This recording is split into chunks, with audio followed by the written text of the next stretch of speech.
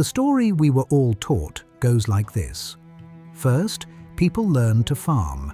Then they settled into villages, grew a surplus, found a little spare time, and only much later, once life was comfortable, did they raise temples to their gods.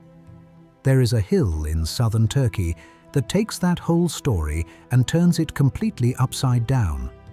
Its name is Göbekli Tepe, and it is the oldest monument on Earth, a ring of giant carved stones raised 12,000 years ago by people who had no farms, no villages, no metal, and no writing. They built the temple first, and tonight, by the end, you will see something that genuinely unsettles a lot of people. This sacred hill is far older than every religion we can name, and older still than the date many traditions give for the very beginning of us. Using AI trained on the excavation reports, the carvings, and the land itself, we rebuild a world so old it left no name behind. Stand on that ridge in autumn, 11,500 years ago, and the first thing that reaches you is the wind. It pours off the plain below, dry and cool, carrying wood smoke and the smell of crushed limestone and roasting meat. Underneath it runs a sound, a steady, patient tapping, flint against stone, hundreds of hours folded into a single surface. A man kneels at the foot of a pillar twice his height, chipping the curve of a fox's leg into the rock with a flake of flint and nothing more. No metal. He will never see a wheel, a plough, or a written word in his life. And he is shaping something that will outlast every empire not yet even dreamed of. What he is making has no precedent anywhere in the human story. Towering pillars of limestone, shaped like a capital letter T, the tallest standing about 5.5 meters, as high as a 2-story house, and weighing as much as 10 or 20 grown elephants. They stand in rings, facing inward, a pair of giants at the heart of each circle, and a guard of smaller ones around the edge. Around 20 of these enclosures have now been mapped beneath the hill, the widest of them 30 meters across. Every pillar was quarried, carved, dragged, and stood upright using stone, muscle, rope, and a shared act of will we can barely picture today. And do not for a moment mistake these people for simpletons. From this hill alone, archaeologists have lifted thousands of beautifully worked flint tools, blades, scrapers, points, drills, each one struck by hand with a precision that takes years to learn. These were craftsmen. They could read a valley the way we read a map, where the herds would cross, when the wild grasses would ripen, which stone would split clean under a single blow. They knew their world down to the grain. They simply spent that genius on a ring of carved giants that fed no one and sheltered no one, because the pillars are not bare.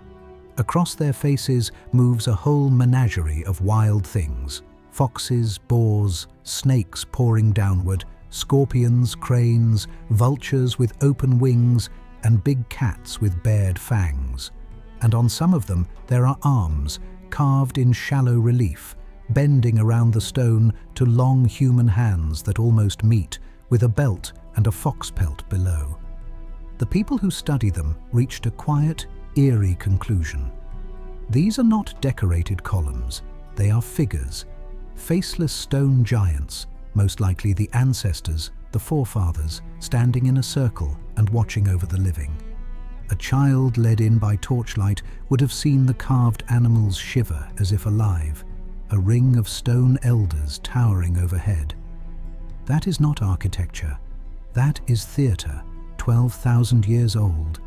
I find that almost impossible to take in. We today are closer in time to the building of the Great Pyramid than that pyramid is to this hill. These people had already raised stone giants 7,000 years before the first pharaoh drew breath. Here is what keeps archaeologists awake at night. The people who built all this were hunter-gatherers.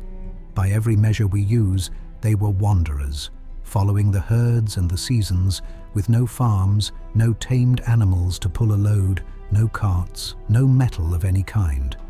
They had not yet invented the village, and yet they cut pillars weighing up to 50 tons out of the bedrock, moved them, and raised them in carefully planned circles. I have personally struggled to carry a sofa up one flight of stairs with 2 friends and a great deal of complaining. These people pulled together dozens, maybe hundreds, of workers from scattered bands across a wide region to build in stone on a scale nobody would attempt again for thousands of years. That single fact rewrites what we thought our distant ancestors were capable of. And it raises the oldest chicken and egg riddle in all of archaeology, one I have a very firm opinion about. What on earth could make scattered, hungry, nomadic bands agree to spend generations dragging stone up a hill? Not survival. No hunter ever needed a 5-ton ancestor to catch a gazelle. My honest view is that it was belief that built this place, the raw pull of the sacred, long before farming or kings or coin existed. If you think it was an idea, a shared story, a god, the world beyond, that first bound humanity together, take that side and tap the like. If you reckon it was something more earthbound, hunger, power, plain showing off, the comments are wide open, and I really do want you to argue it. Whatever drew them up that hill, we know exactly how they were fed once they arrived, and the answer is one colossal, recurring feast. When the enclosures were finally opened, they were stuffed with the remains of feasting on a scale that defies belief.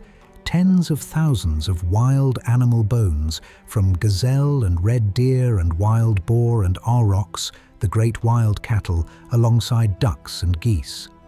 The sheer volume outstrips anything found in any ordinary camp of the age. This was not someone's supper.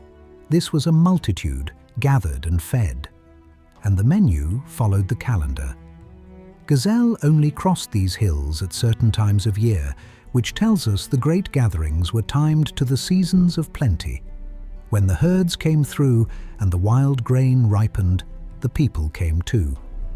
The excavators have counted more than 7,000 grinding stones across the site, a staggering number that points to wild cereals being milled here in bulk.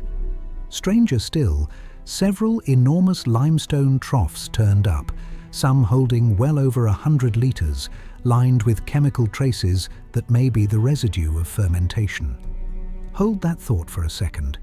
It is possible, not certain, but possible, that some of the oldest beer in the world was brewed on this very hilltop to wash down the feasts that built a temple. There is something wonderfully, recognizably human in that. Long before writing, long before cities, we already had the gathering, the food, and quite probably the drink. Some of our instincts run very deep, and those feasts did more than fill stomachs. Bringing hundreds of people to one spot, fed and organized for weeks of heavy labor, was itself a breathtaking act of cooperation. Very likely the first great mobilization of human hands in history. A host who could feed a multitude gained standing. Out of gatherings like these, many scholars believe, came the first faint stirrings of leadership and status, the first time one person's word carried further than another's. There was music, almost certainly, and movement. The carvings hint at dancing, fire, stories passed mouth to mouth in the dark. The seeds of every later society planted around a Stone Age flame. But the carvings make clear this was about far more than the next meal. The animals here are nearly all the dangerous ones, shown snarling, claws out, fangs bared, not the gentle prey you would expect a hunter to honor. Many read them as guardians or clan emblems, or creatures of an other world pressing close against the world of the living. Running beneath everything is a profound concern with the ancestors and with whatever waits beyond this life. The vultures carved across the stones are telling. All over the ancient Near East, Those great birds were linked with carrying the soul onward to the sky, the journey of the spirit, watched over by wings. Some of these rings may once have been roofed and dark, stepped down into like caves, chambers where the living came to stand close to their forefathers. The giants in the circle, remember, may be those very ancestors turned to stone. One pillar in particular, known simply as Pillar 43, is crowded with vultures, a scorpion, and strange round discs, and it has set off a small academic war. Some researchers argue its symbols form the oldest calendar ever made, even a record of some distant event in the sky. Others think that is reading far too much into Stone Age art. I lean toward caution here. The truth is, we are staring at a language of symbols whose dictionary is lost. We can see the words, we simply cannot read them. And that is the maddening, marvelous thing about this place. It is covered in a language we will most likely never crack. Foxes, cranes, scorpions, those discs, the snarling cats, every one of them almost certainly meant something exact to the hand that carved it. Here is my invitation to you then. Look at those creatures circling the stones and tell me what you think they were saying. A warning, a map of the heavens, a family's name, a season, a story. There are no wrong answers yet, which is the whole joy of it. Give me your best reading down in the comments. But the single most important thing this hill has ever taught us is not carved on any pillar. It lives in the order of events. For over a century, archaeologists were sure they knew how civilization began. Farming came first. You settle down, tame the wheat and the goat, build a surplus, and only then, with full bellies and idle hands, do you get villages, leisure, priests, and finally, temples. Religion and monuments were meant to be the reward at the finish line, the luxury you could only afford once survival was handled. Göbekli Tepe walked in and quietly turned that entire sequence on its head. Here was a vast, deliberate sacred site, raised by people who had not yet tamed a single field. They built the cathedral before they built the town. The temple came first, the farms, the houses, the city, all came after. The man who gave his life to digging here, the German archaeologist Klaus Schmidt, put it in 5 words that still ring through the whole field. First the temple, then the city. Sit with what that actually means. It suggests the thing that first pulled wandering humans into one place and held them there was not the plough, not the promise of a steady harvest. It was the idea, a shared belief, a gathering point for the sacred and the ancestors, powerful enough to make people haul stone for generations. And here is the part that gives me chills. The wild ancestor of the wheat in your sandwich today has been traced through its genes to a mountain barely 30 kilometers from this hill. The leading theory now runs like this. The effort of feeding the crowds who gathered here year after year may have been the very pressure that nudged people into farming the wild grain. If that is right, then we did not build temples because we became farmers. We may have become farmers because we could not stop coming to the temple. And here we reach the thought that truly stops me cold. Think about how old this place is, set against the things we usually call ancient. Göbekli Tepe is older than the wheel, older than writing by some 6,000 years, older than Sumer, older than the pyramids, older than Stonehenge. It is older than every single religion that still has a name today, and older than the oldest scripture by thousands of years. Here is the part that unsettles people. It is older, too, than the date many of the world's great traditions give for the very beginning. The first man, the first garden, the start of it all. People were shaping stone giants and gathering to worship on this hill thousands of years before the events most holy books describe.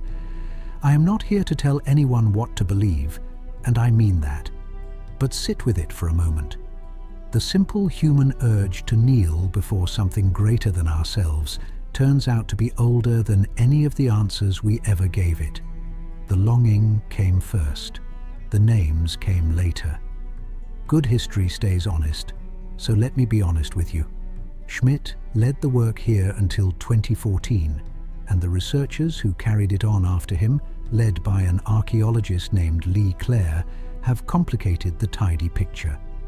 Newer digging has turned up water channels and signs that at least some people may have lived at or beside the site for part of the year rather than only visiting. The boldest claim, that absolutely no one ever lived here, has softened. But the great idea, sacred gathering before settled farming, still stands tall.